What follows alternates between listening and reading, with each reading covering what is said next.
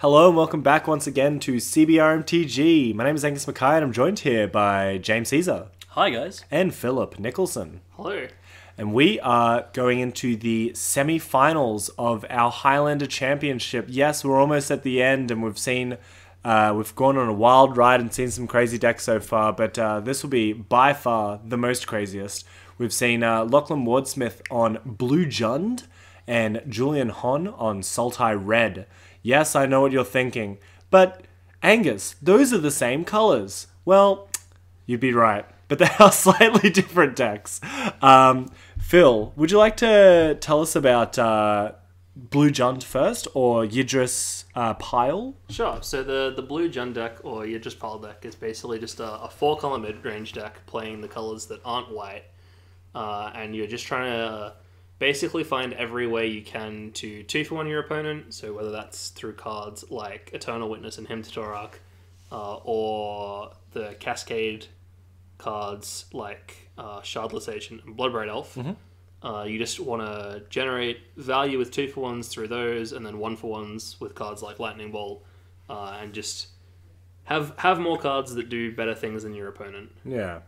And we see Julian on Sultai Red, which is... he made the very specific mention of saying that, yes, this is a... Blue Jund is the sort of the thought of Jund, the methodology or whatever, where you're playing a Jund deck, which is, mid-range strategy, trying to get 2-for-1s from your opponent.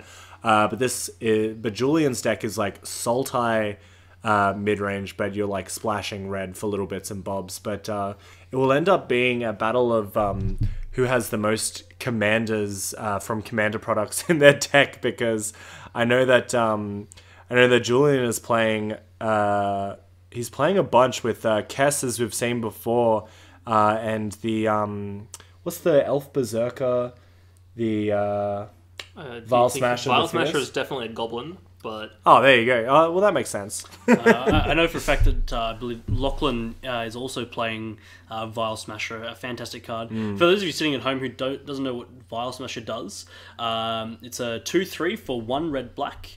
Whenever you cast the first spell of each turn, Vile Smasher deals damage to a opponent chosen at random, equal to the converted mana cost of that spell. So originally designed for the commander format, where you have multiple opponents, and a little bit more fair because you choose someone at random.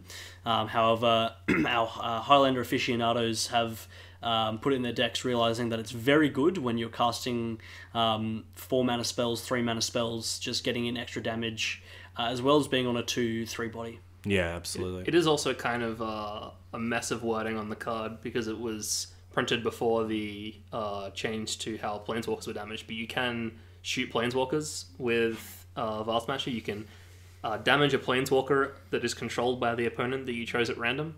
Yeah. Which is, when she's dealing 3 or 4 damage a hit, can kill a lot of Planeswalkers very quickly. Yeah, absolutely. Vile Smasher is fantastic. She slices, dices, does it all. And Lachlan will be able to get some value off it with the delve threats that he has in his deck. Julian's sort of going on a different route, where you're dropping the Cascade package, meaning that you can play a couple of counter spells, which I think is probably the main difference between these two decks.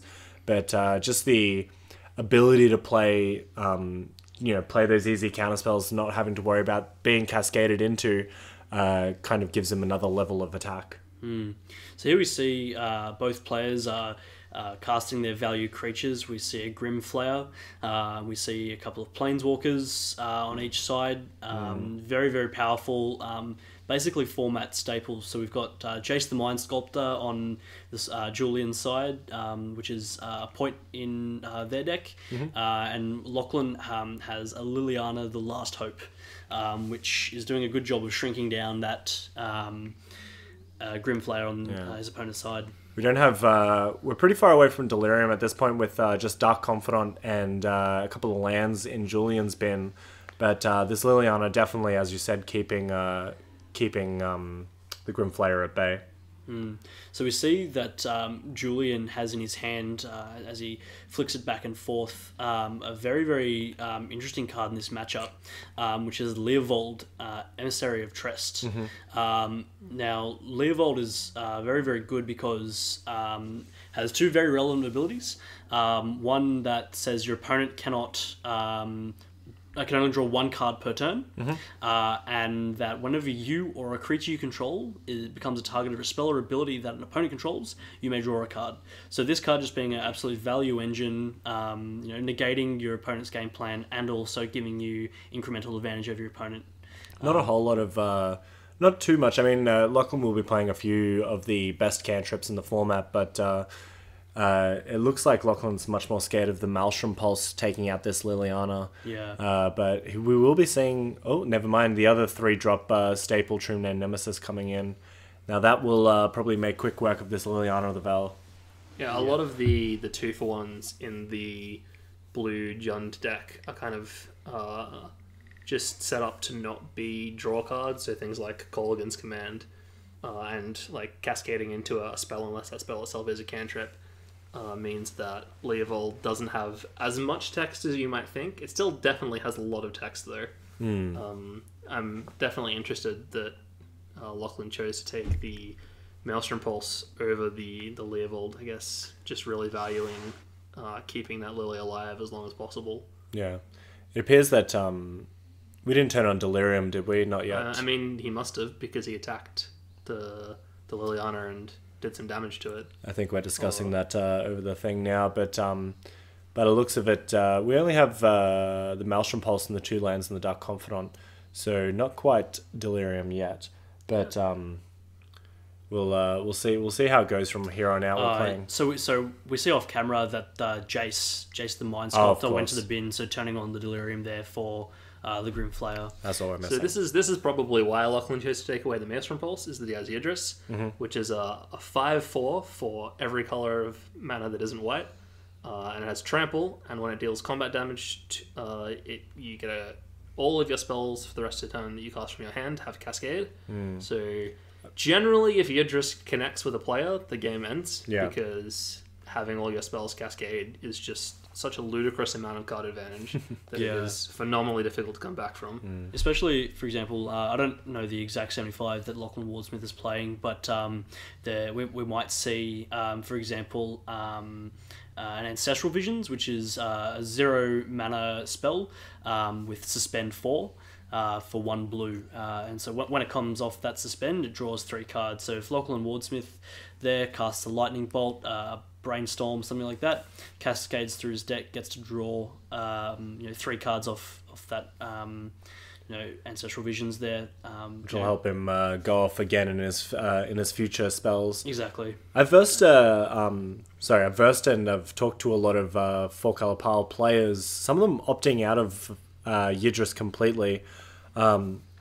Phil, how do you feel about leaving Yidris out of the deck and replacing it with something else just because of the fact that it does have that huge target on its head? Well, I'm personally a big advocate of not playing Yidris. Okay.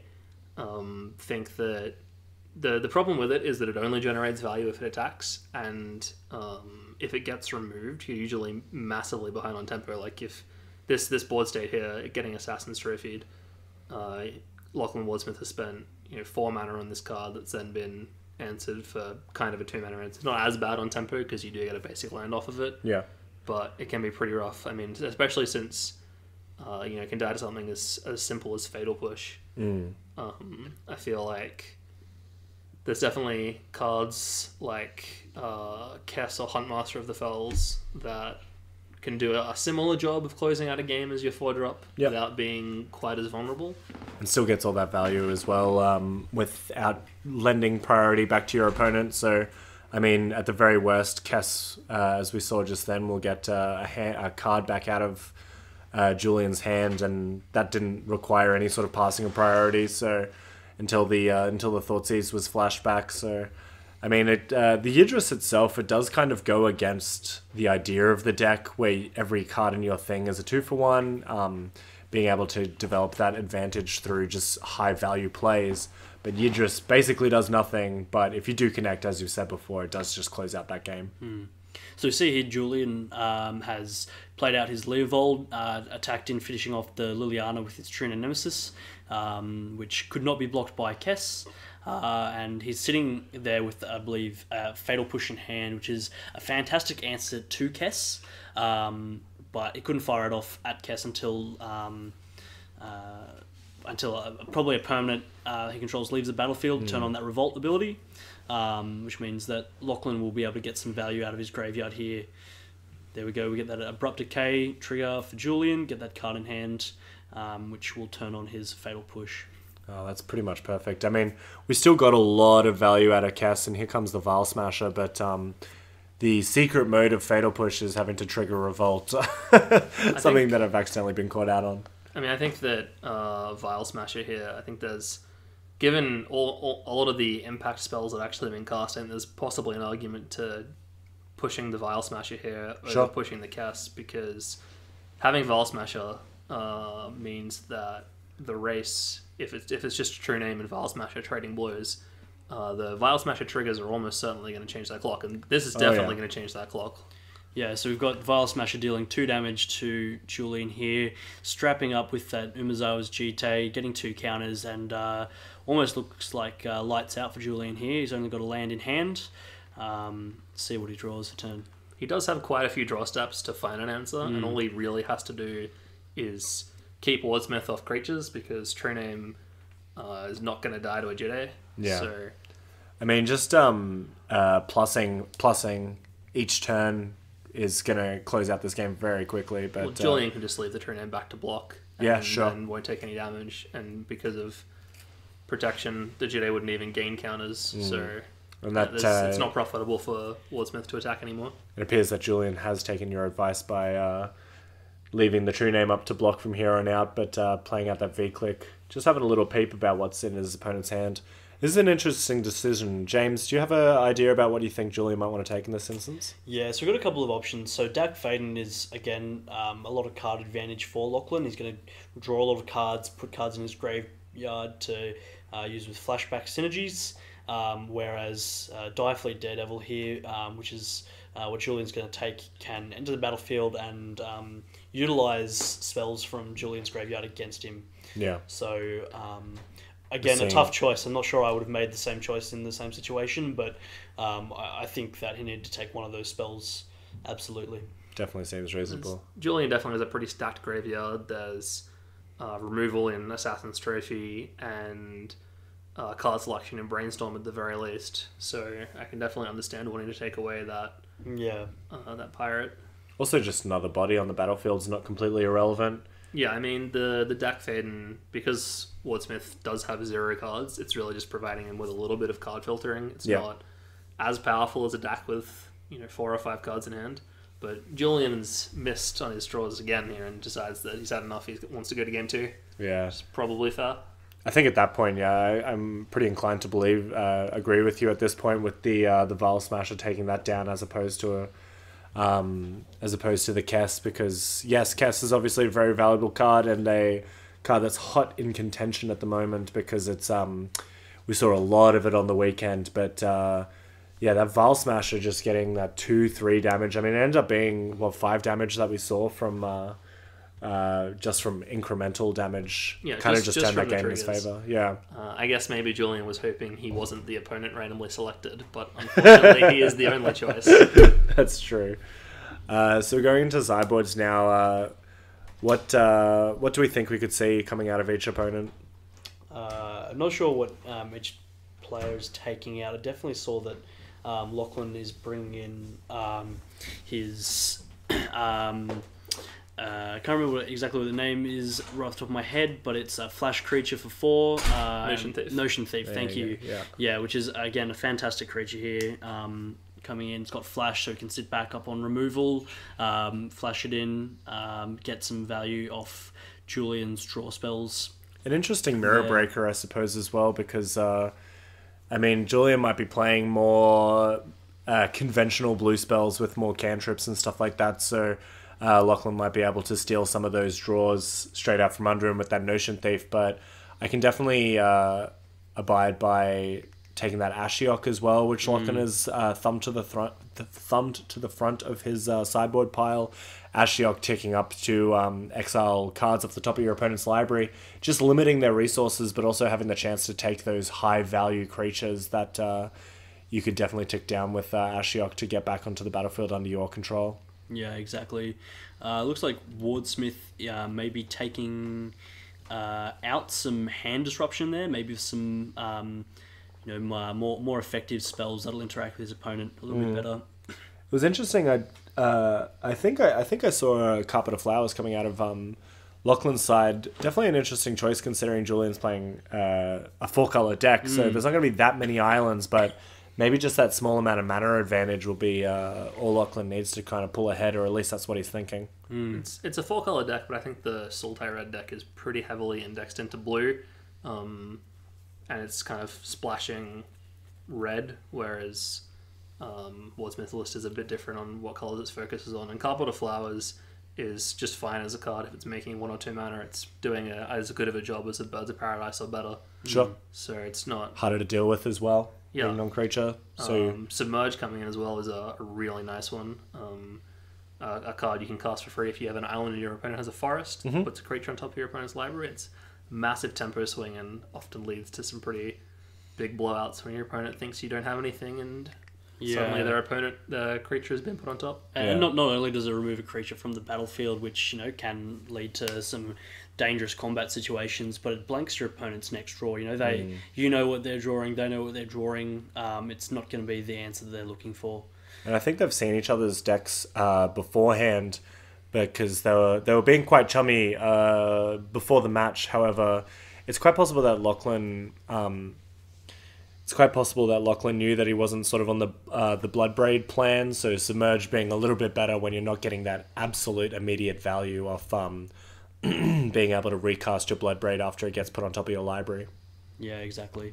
Definitely. There's also a line that is more common you might think in a format like Highlander, where you can respond to your opponent doing something like cracking a fetch land by submerging a problematic creature like Bloodbraid, so that it gets shuffled away. That's a very good line. If the card is less of a dead draw than you'd like it to be, you just put it back in the deck somewhere and hope that they don't draw it. Yeah. Yeah, unfortunately, Paper Magic not giving you the blow-by-blow interactions that you get in things like MTG Online. A lot of people will forget to respond to things like fetches and things that they just automatically shortcut away. Yeah, exactly.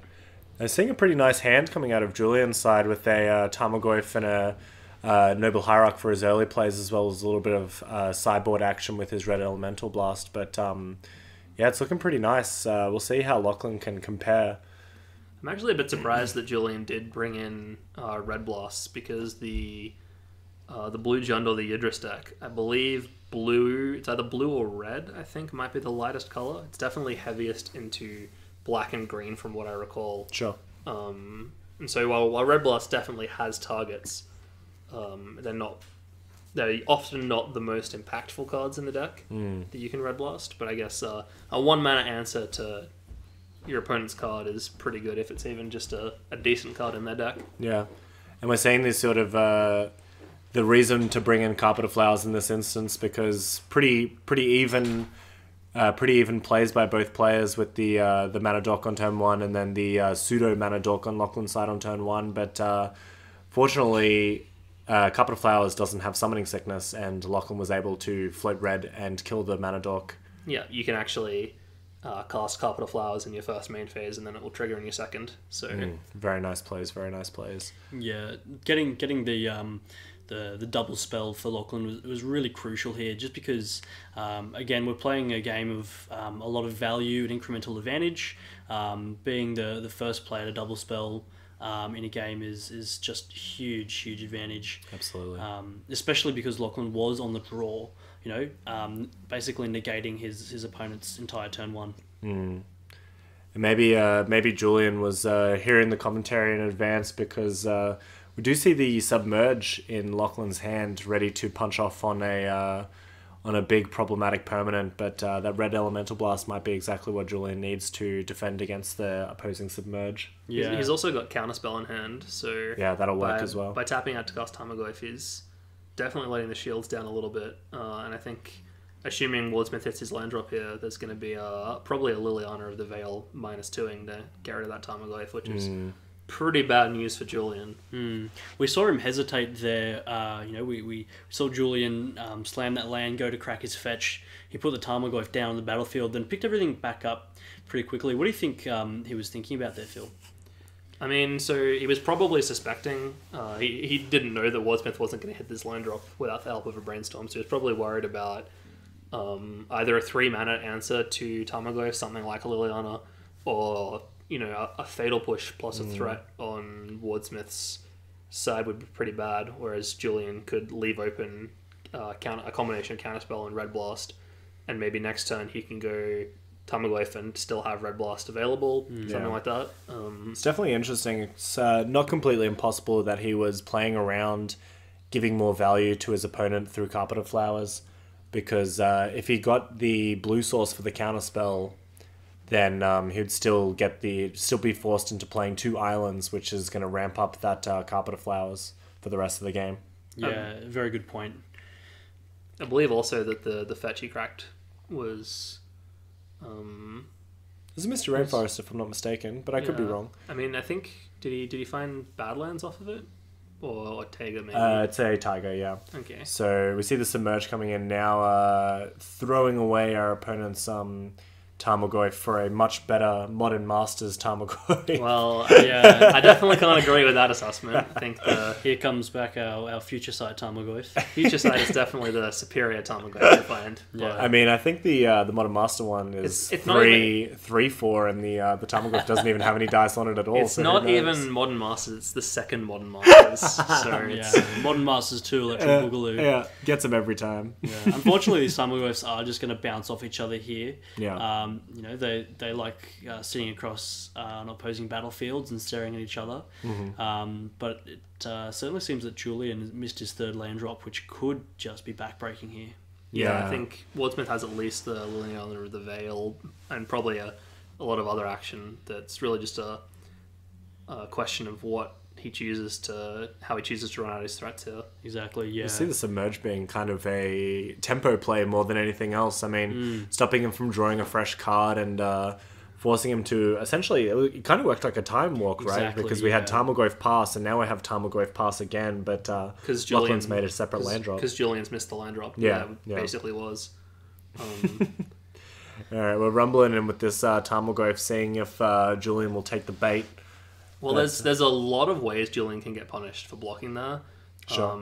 Whether it be something like a lightning bolt is the classic bluff, or just a Liliana the Last Hope, then ticks up and kills your Tarmogoyf. Oh, absolutely, yeah. Definitely something to consider, but it turns out in this instance he got that extra 3 points of damage. Or did he block in that instance? I wasn't 100% sure. He chose not to, no. Yeah. So Lachlan really capitalising there on the bluff, getting 3 damage in. Liliana comes down, takes care of the Tarmogoyf.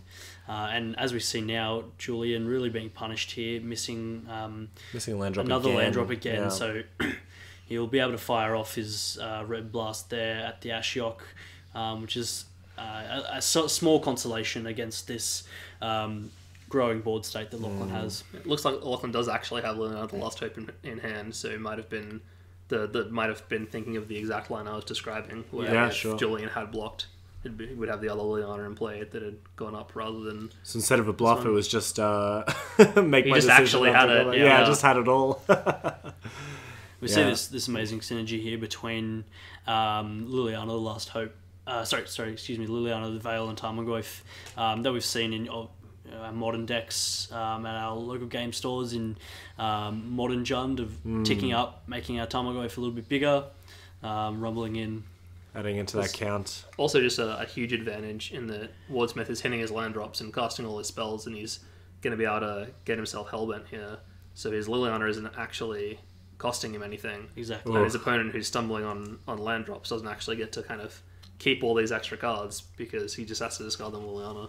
It's definitely not a very great place. Yeah. And Wordsmith's very, very smartly sequenced his Lilianas there so that he plays Liliana the Last Hope, pluses Veil to discard nothing, and then ticks Last Hope down to put a card in his hand.